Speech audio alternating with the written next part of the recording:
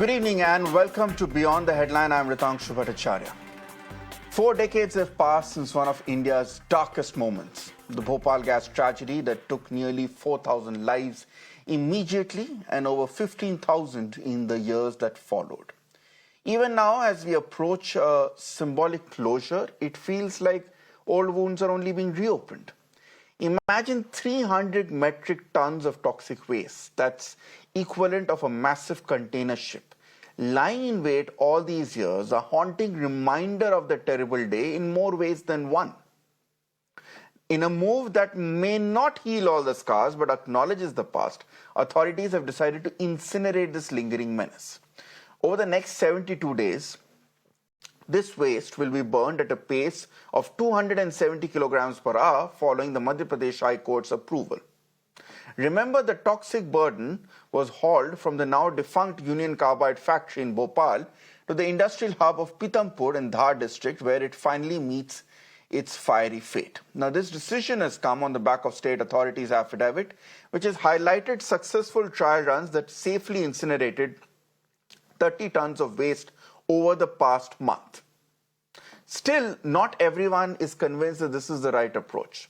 Rachna Dhingra, for instance, she's an activist with the Bhopal Group for Information and Action, has voiced serious concerns in court.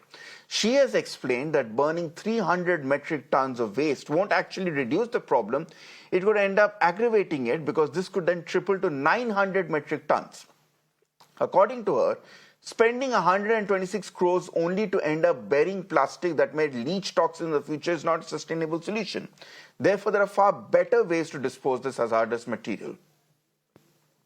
So, this final act feels like the last nail in a long forgotten coffin, but it forces us to ask, have we truly learned from what happened in Bhopal 40 years ago? Don't we have to push for stronger international preparedness and coordination, embrace advanced detection and decontamination technologies, and improve crisis management through better multi-agency cooperation?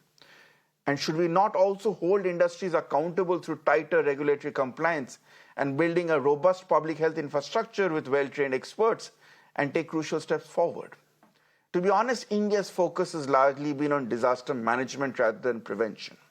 We are caught in a reactive loop, waiting for disasters to strike rather than taking proactive steps to prevent them. While agencies like the NDMA and the DRDO do provide specialized measures, issues such as slow site clearance, voluntary preventive laws, the lack of third-party audits, and an unprepared healthcare system for chemical emergencies continues to plague us.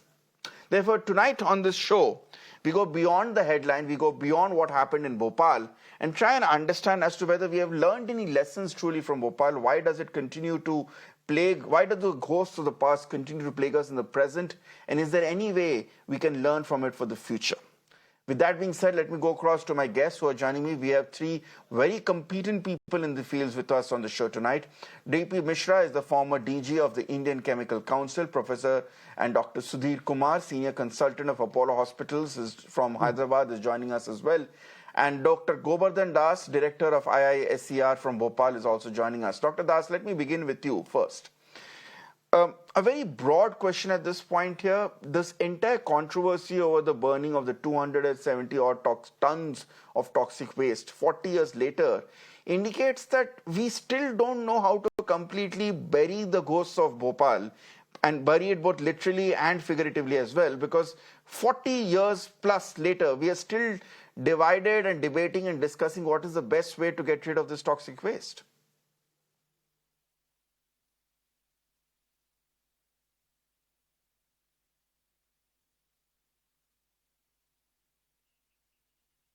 Dr. Das, that question was for you. For whom? Oh, Dr. Das, me? For you, sir. Okay. Good evening to you all. And yes. Let me respond in two different ways. Number one, this issue should not be in any way, should not take a political turn, but unfortunately it is. And I understand some people are really always try to be the anti-establishment and anti-government. But one thing I can tell you, the government is very, very sensitive. They have taken all the precautionary measures and they are taking all steps to make it safe, and they are disposing the waste. And I have a very objection. The objection is you often call it toxic waste. Do you know what the toxic waste is? Is anybody has any data what the waste material, is there any toxicity there? And third thing I would like to mention, that we are talking about methyl isocyanate, that whatever the it was, the amount is there, but it was in 40 years back. And I can tell you the methyl isocyanate, if it reacts with the water, it produces a methylamine and carbon dioxide, of course, exothermic reaction. So I don't think this is right now. What you are trying to say, this is toxic waste, is of course the any chemical that could be the toxic, but the way it's being projected, it should not be that toxic. And government is responsible, government is sensitive, government has taken advice from the various agencies, and in fact they run at the trial run they have done, and they are safely that disposing the waste. So what's the controversy in it? I don't understand. No, Dr. Das, Yeah. we are not saying it's a problem. I'm quoting the Bhopal Group of Information and Action, who are firmly against the decision to burn this 300 metric tons of waste at Pitampura, and which means that it's at a rate of 270 kilograms per hour. You are saying this is actually the safest way to get rid of that waste from Bhopal. Well, this is the way. This is government has taken advice from all the various agencies. That includes the environmental agencies. They have taken all the precautions. We are whatever we are sensitive. We can only say the things, but government works even much deeper. They have taken advice from the various agencies, and they felt and they certified this is the safe way, and that is what they are disposing the material. Okay, DP Mishra, you are a former DG of the Indian Chemical Council at this point here.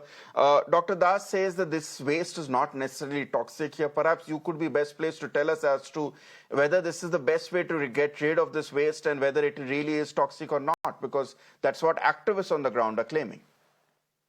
I think Dr. Das do not belong to chemical industry. From his answers, I can find that he doesn't distinguish between a toxic waste and normal industrial waste.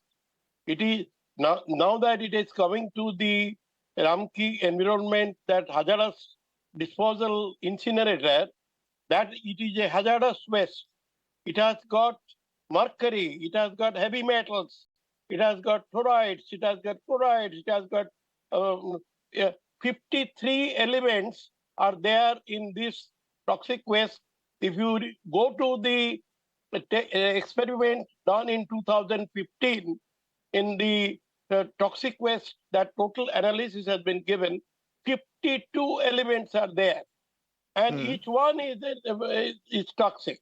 And for that matter, now the process that is being utilized by CPCB and MPCB in Ramki environment incinerator, it is producing 5 times more waste than the original toxic waste.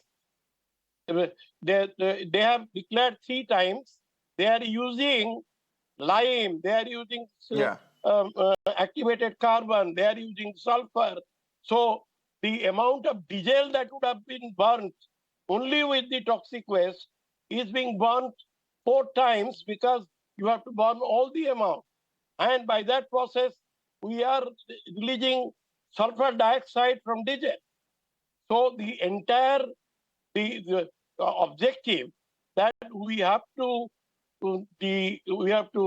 remediate this toxic waste, we are producing more waste. In fact, Mr. Bhattacharya, it is a small item. Yes. Even the toxic waste that we are talking, it doesn't include 1.5 million cubic meter of toxic soil. That toxic soil of Bhopal, when it rains, it leaches the metals and take it to the drinking water. So people of Bhopal, people of Indore, they might be drinking some of this waters, and there is solar evaporation pond, that waste is there. Groundwater waste is there. So we are only touching 300 tons of waste. Government is waking up like Kumbhakarna every 10 years once. Last test was there in 2015 and now it is 2025. World over, I am a fellow of Institution of Chemical Engineers, London, and also American Institute of Chemical Engineers. And Okay. the London office has a society called International Environmental Group Global Alliance for Incinerator Alternatives. They have written a letter to Government of India and they have declared that incinerator is not the best option of taking away the waste. And they want them to abandon this incineration and perform first a comprehensive site assessment of all the various types of waste, their chemical analysis. Nothing has been done. We So are what waking up baffles once me, in 10 years thanks to the court. If the what court would baffles have me been is there, that this is a if the court problem would that have been has there, just festered give for me more a than second. 40 years.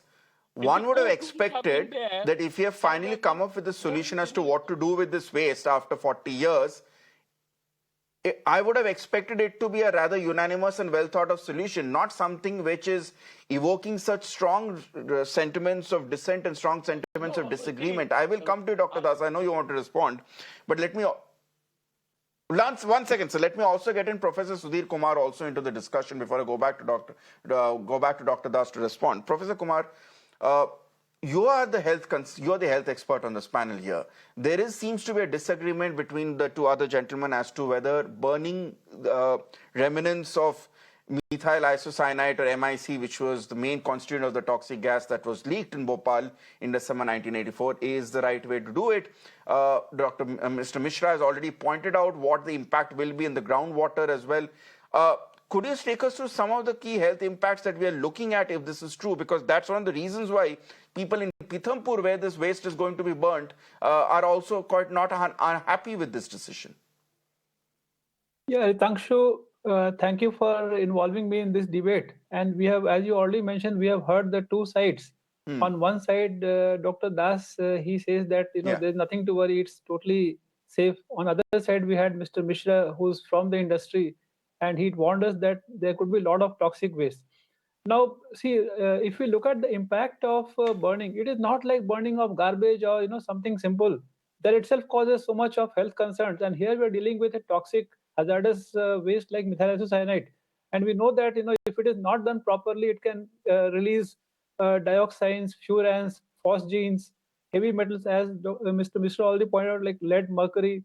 And if you look at the impact on the health, it can lead to serious problems like cancer, even birth defects, fertility issues can be there, respiratory issues like asthma can increase, and then it also can damage immune system, so it can lead to infections, and also these heavy metals can damage nervous system, so it can lead to headaches, memory impairment, and also kidney damage. So all these things can happen if it is not done properly. And as Mr. Mishra also pointed out, that it can also impact the soil and water contamination.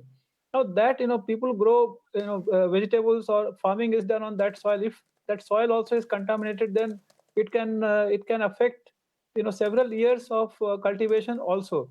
And water also, underground water is there, that can get contaminated with these chemicals, and that again can impact humans, and not only humans but even wildlife also can be impacted. So there are several health concerns, as I speak for the public. And of course, as if Mr. Das says that everything is safe, that technical experts can comment on that. But if any step goes wrong, it can lead to massive pollution of the air, soil, as well as water, and it is going to have all these health impacts what I mentioned on humans and also the wildlife. Okay. So, Dr. Das, you've heard from the expert in chemicals. You've also heard from the health expert at this point, or the potential complications that things go wrong. What reassurances can you give to the two gentlemen on the panel, Dr. Das? Yeah, once again, although I tend to agree with Dr. Sudhir Kumar, what Dr. Sudhir Kumar says, if there is a heavy metal, if there is all kinds of things, so it is indeed a concern.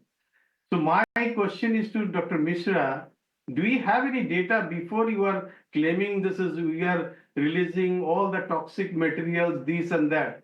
Where is the heavy metal is coming from here? And also, I don't understand when he was talking about, he said active carbon. Do you know what is active carbon it is?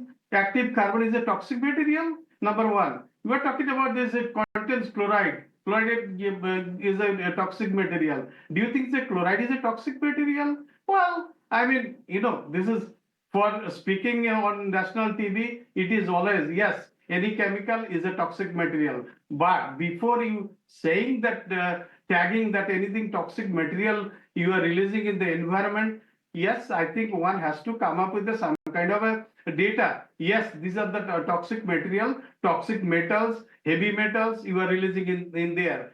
Do you have any data? You are talking about mercury, you are talking about lead, this and that. And in fact, if to claim that there is a heavy metal is being released, you have to compare with the regular waste material as well.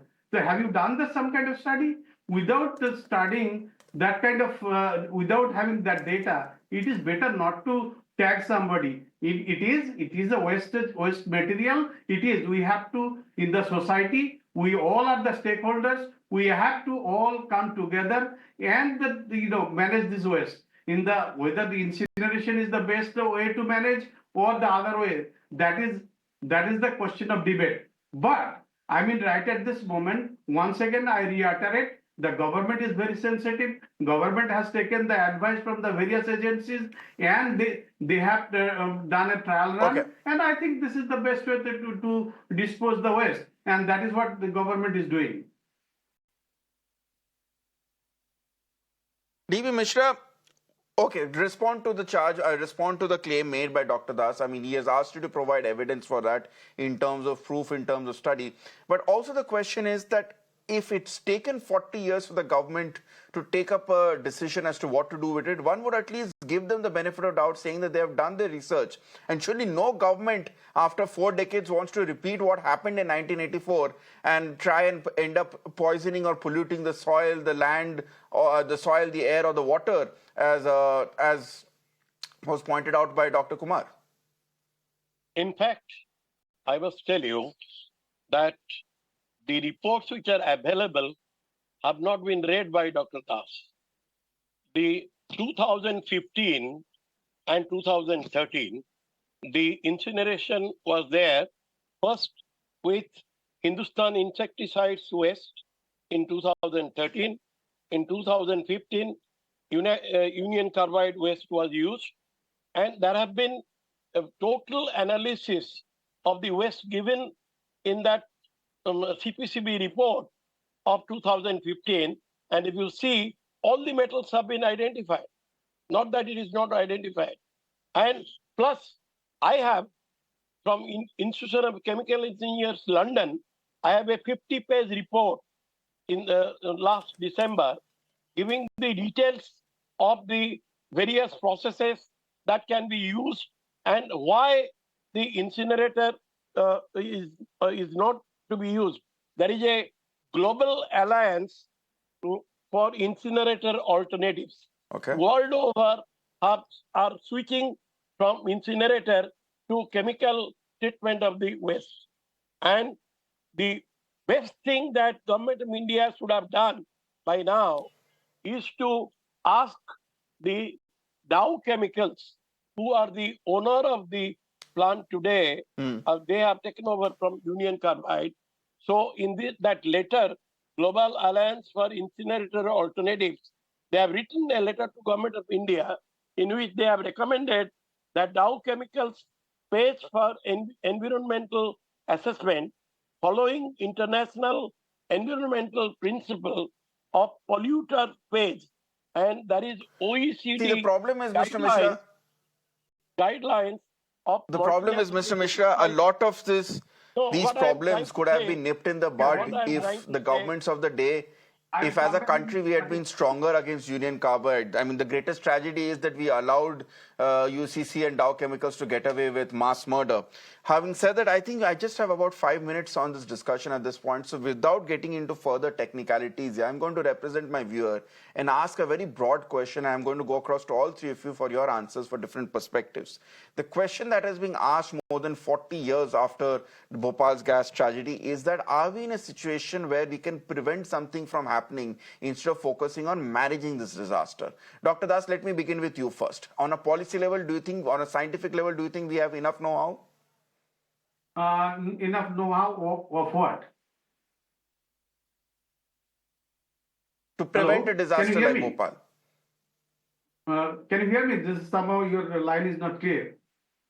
Yes, Hello? I can. I'm asking, do you think we have learned the lessons from Bhopal 1984, Dr. Das?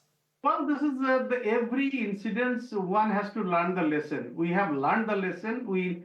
Now is the 40 years of research, 40 years of things. We know better way to control, and then of course every incident one has to learn the lesson. But no matter what it is, this is not only the India. If you go look at that, Chernobyl nuclear disaster, Japan, they also had the nuclear disaster. Every incident, one has to learn the lesson. Nation is learning the lesson, so that's always there. However, right at this moment, we are talking about the management of the waste management, how you dispose this remaining waste, and this is in no matter what you do, what the government does. People like Dr. Mishra will always be there. One or two Dr. Mishra will always be there to what you do. So in fact, this is, yes, I understand this is concern. Concern is the public. Okay, so you are saying that we have learned, we know enough now to prevent something from happening, not just learn from it retrospectively. Dr. Sudhir Kumar, coming here at a time, if today we are seeing a debate once again as to whether a certain practice is good for the soil, for the water, for the air as well.